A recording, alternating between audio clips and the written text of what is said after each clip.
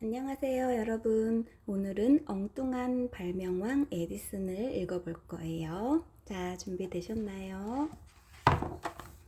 엉뚱한 발명왕 에디슨. 겨울 동안 야옹이네 새 가족이 생겼구나. 멍멍이도 제법 컸는걸? 에디슨은 창가에 기댄 채 동물 친구들을 바라보며 중얼거렸어요. 그때 엄마가 에디슨을 불렀어요. 에디슨, 거위에게 모이를 주고 오렴. 네, 엄마. 에디슨이 모이를 휘휘 뿌리자 거위들이 몰려들었어요. 그런데 한 마리는 꼼짝도 않고 앉아 있는 거예요. 어디가 아픈 걸까? 에디슨이 고개를 갸웃거리며 거위에게 다가갔어요. 거위는 알을 품고 있었지요. 거위가 왜 저러고 있지? 거위를 유심히 들여다보다가 에디슨은 갑자기 눈이 동그래졌어요. 엄마, 엄마! 에디슨은 곧장 부엌으로 달려갔어요. 에디슨, 조심하렴. 그러다가 넘어지겠다. 에디슨은 숨을 헉헉거리며 질문을 퍼부었어요. 거위가 왜 알을 안고 있나요? 알을 따뜻하게 품어주려고 그런단다. 왜 따뜻하게 품어주나요? 어미거위가 얼마 동안 알을 따뜻하게 품어주면 새끼들이 알을 깨고 나오거든. 정말요? 정말이에요? 에디슨은 엄마의 말이 끝나기도 전에 어디론가 잽싸게 뛰어갔어요. 그러고는 어두워질 때까지 돌아오지 않았답니다.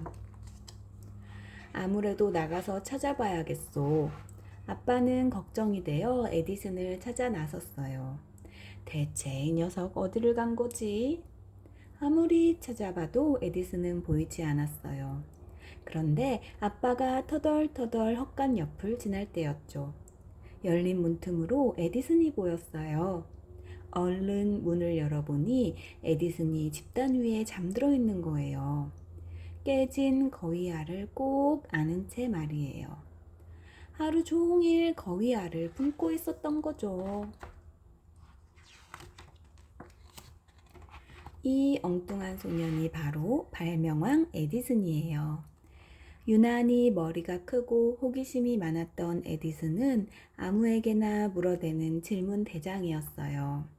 하루는 목수 아저씨를 만났어요. 그 나무로 무얼 만들 거예요? 꼭 대패로 다듬어야만 하나요? 어느 날은 대장장이 아저씨를 만났지요. 아저씨, 망치 소리는 왜 조금 지나서 들리나요? 쇠붙이를 두드리면 왜 바로 소리가 나지 않는 거죠? 에디슨은 쉴 새 없이 물었어요. 한 번 대답하면 왜요? 왜요? 하고 자꾸자꾸 물어서 어른들은 에디슨을 몹시 귀찮아했어요. 에디슨은 학교에 가는 게 재미없었어요. 선생님은 에디슨이 질문만 하면 화를 냈거든요. 선생님, 물은 왜 높은 곳에서 낮은 곳으로 흐르죠? 물은 낮은 곳으로만 흐르는 성질이 있기 때문이란다. 하지만 수증기는 위로 올라가던데요? 수증기는 물이 아닌가요? 에디슨, 또 쓸데없는 질문을 하는구나. 대답을 해줘도 못 알아들으니 매번 꼴찌를 하는 거야. 친구들이 깨르륵 깨르륵 웃어댔어요. 선생님도 중얼거렸어요. 아휴, 에디슨은 좀 이상한 애라니까. 에디슨은 선생님 말에 눈물이 왈칵 쏟아졌어요. 그래서 교실을 냅다 뛰쳐나왔답니다. 다음 날부터 에디슨은 학교에 가지 않고 엄마와 함께 공부했어요.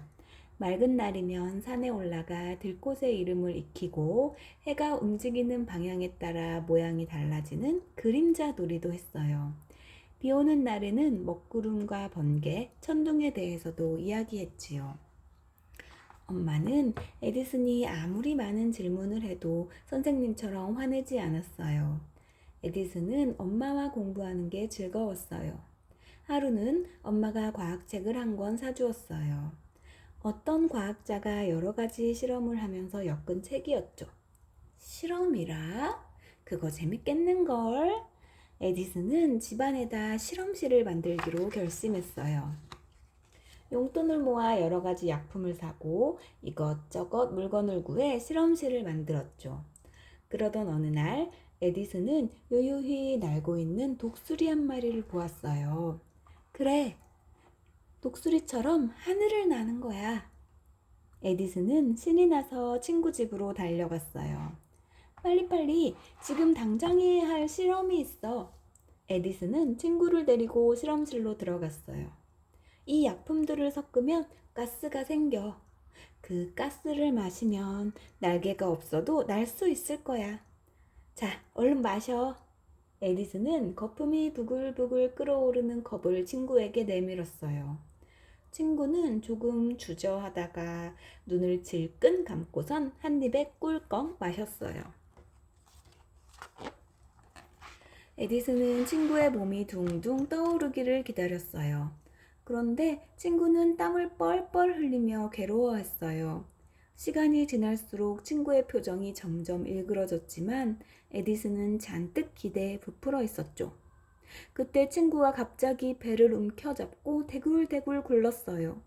배 아파, 아이고 배야. 친구의 울음소리를 듣고 엄마가 달려왔어요. 엄마의 도움으로 다행히 친구는 괜찮아졌지만 그 뒤로도 에디슨의 실험실에서는 펑 하는 폭발 소리가 종종 들리곤 했답니다. 에디슨의 머릿속은 항상 복잡했어요. 결혼을 하고 아저씨가 되어서도 마찬가지였죠. 그동안 여러 가지 새로운 기계를 발명해서 유명해졌지만 에디슨의 생활은 달라지지 않았어요. 여전히 실험실에서 연구에만 몰두했죠. 그러던 어느 늦은 밤이었어요. 에디슨은 기름 램프를 밝혀놓고 책을 읽고 있었어요. 그런데 연기와 냄새 때문에 자꾸만 눈물이 나는 거예요. 에디슨은 곰곰이 생각에 잠겼어요. 전기로 불을 켤 수는 없을까? 그러면 거리에 가스등을 켜지 않아도 될 텐데. 에디슨은 그날부터 전기를 이용하여 불을 밝히는 방법을 찾는데 매달렸어요. 얼마 뒤 에디슨은 마침내 전등 발명에 성공했죠. 이제 값싼 전기로 불을 밝힐 수 있게 됐어. 전등은 시골에서도 사용할 수 있을 거야. 사람들은 모두 전등에 대한 기대로 들떴어요. 그러자 가스등을 만드는 사람들은 어떻게든 전등 사용을 막으려고 했죠. 전기를 이용해서 불을 켜게 되면 손해가 엄청날 테니까요. 에디슨이 전기의 좋은 점을 설명했지만 막무가내였어요. 그러자 시의회는 고민하다가 결정했어요. 좋소. 만일 전등이 가스등보다 밝으면 가로등을 모두 전등으로 바꾸겠소. 드디어 약속한 날이 되었어요. 에디슨은 연구소 주위에 수많은 전등을 달아놓고 어두워지길 기다렸죠. 연구소 주위로 하나 둘 사람들이 모여들었어요. 이윽고 해가 지자 에디슨은 떨리는 손으로 스위치를 힘차게 눌렀어요. 그러자 전등마다 불이 켜지면서 거리는 순식간에 대낮처럼 환해졌어요. 우와, 전등에 불이 켜졌어. 이럴 수가. 밤이 낮처럼 환해졌네. 이건 마술이야, 마술. 여기저기서 박수 소리가 들려오고 감탄사가 터져나왔어요. 에디슨은 사람들이 편리하게 전기를 사용할 수 있도록 더욱 노력했어요. 전구를 돌려서 끼웠다 빼는 장치, 화재가 나지 않도록 도와주는 퓨즈, 전기를 얼마나 사용했는지 계산할 수 있는 계량기, 많은 양의 전기를 일으킬 수 있는 발전기도 만들었어요. 그러는 동안 에디슨은 힘든 일도 많이 겪었어요. 믿었던 친구가 발명품을 훔쳐가기도 하고 몇 번이나 연구실에 불이 나기도 했어요. 게다가 사랑하는 아내마저 하늘나라로 보내야 했지요. 아내를 떠나보낸 에디슨은 한동안 아무 일도 할 수 없었답니다. 하지만 에디슨은 다시 일어섰어요. 연구소를 새로 세우고 또 다른 연구에 매달렸죠. 움직이는 사진을 만들어야겠어. 춤추는 소녀, 산 아래로 펼쳐지는 아름다운 노을, 쥐를 쫓는 고양이, 꼬마들의 달리기 시합. 에디슨은 사진기로 연속해서 사진을 찍었어요. 그런 다음 사진들을 쭉 늘어놓고 아주 빠르게 움직여 보았어요. 그랬더니 사진 속의 주인공이 마치 살아있는 듯 움직였어요. 움직이는 사진, 바로 활동 사진이 만들어지는 순간이었지요. 이야, 신기하다. 사진이 움직이다니. 사람들은 활동 사진을 보며 다시 한번 에디슨의 발명에 놀라워했어요. 한 박물관에서 전등 발명 50주년 기념식이 열렸죠. 제가 한 일이 세상에 조금이라도 보탬을 주었다면 저는 그것으로 만족합니다. 에디슨은 인사말을 겨우 끝내고 그 자리에 쓰러지고 말았어요. 그 뒤로 에디슨은 자리에 눕는 일이 잦았어요. 발명에만 매달리느라 건강을 제대로 돌보지 않았기 때문이죠. 그러던 어느 날 새벽, 에디슨은 조용히 숨을 거두었답니다. 에디슨이 무덤에 묻히던 날 저녁, 미국은 한동안 어둠 속에 묻혀 있었어요. 자유의 여신상도 불 꺼진 횃불을 들고 서 있었죠. 에디슨은 빛과 같은 분이셨어. 사람들은 어둠 속에서 에디슨의 명복을 빌었답니다. 여러분, 에디슨 이야기 재밌었나요? 오늘 에디슨에 대해서 조금 더 자세한 이야기 추가로 읽어볼게요. 에디슨은 1847년 2월 11일 미국의 오하이오 주에서 태어났어요. 어렸을 때부터 호기심이 아주 많았는데 무슨 일이건 궁금증이 풀릴 때까지 왜요? 라고 물어서 어른들을 난처하게 만들곤 했어요. 그뿐만이 아니에요. 뭔가 머릿속에 떠오르면 그것을 직접 만들어보고 실험해보는 습관도 있었어요. 그래서 지하실에 실험실을 꾸며놓고 몰래 실험을 하기도 했답니다. 그런데 무엇이든 궁금해하고 나름대로 생각해보는 성격은 학교 생활에 어려움을 주었어요. 초등학생이 된 지 겨우 3개월 만에 학교에서 쫓겨난 것만 봐도 알 수 있죠. 그 뒤 에디슨은 선생님이었던 어머니에게 교육을 받았어요. 에디슨의 집안 형편은 넉넉하지 않았죠. 12살 때는 기차에서 신문이나 과자를 팔아 번 돈을 살림에 보태야 할 정도였어요.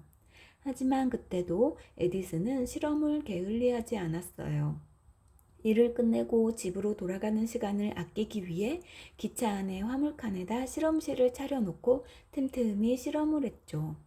한 번은 이런 일도 있었어요. 실험에 쓰는 약품 중에는 위험한 것이 많지요. 그날도 에디슨은 실험을 하고 있었어요. 그런데 기차가 덜커덩 하고 심하게 흔들리는 바람에 에디슨은 그만 들고 있던 약품을 떨어뜨렸어요. 그러자 순식간에 불길이 확 치솟았어요. 다행히 함께 일하던 사람들이 얼른 불을 껐지만 이 사고로 에디슨은 소리를 잘 들을 수 없게 되었어요. 그 뒤부터 에디슨은 사람들을 잘 만나지 않고 연구에만 매달렸어요. 에디슨이 15살 때 기차에 치일 뻔한 아이를 구해주었어요. 아이의 아버지는 역장이었는데 이것을 계기로 에디슨은 역장에게 전신 기술을 배우게 되었죠. 그 덕분에 몇 년 동안 여러 지역을 다니며 전신 기사로 일을 했답니다. 그 무렵 에디슨은 발명가에 대한 큰 꿈을 키웠어요. 1868년에 전기 투표 기록기를 발명하여 처음으로 특허를 받았는데 그것은 시작에 불과했죠. 그때부터 발명품으로 특허를 받은 것이 무려 1000개가 넘으니까요. 그래서 사람들은 에디슨을 발명왕이라고 불렀답니다. 에디슨이 발명왕이라는 이름을 얻는데 커다란 밑거름이 된 것은 남다른 호기심이었어요. 언제나 왜 그럴까를 생각하고 그것을 실험해보는 과정에서 수많은 발명품을 만들었으니까요. 특히 세상을 환하게 밝혀주는 전구와 소리를 저장해 주었다가 다시 들려주는 축음기를 세상에 내놓자 사람들은 에디슨을 천재 또는 마법사라고 불렀어요. 그럴 때마다 에디슨은 부끄러워하며 다음과 같이 말했죠. 발명은 상상력과 큰 희망, 그리고 해내려는 의지로 이루어집니다. 천재란 신이 주신 1%의 영감과 99%의 노력이 만듭니다.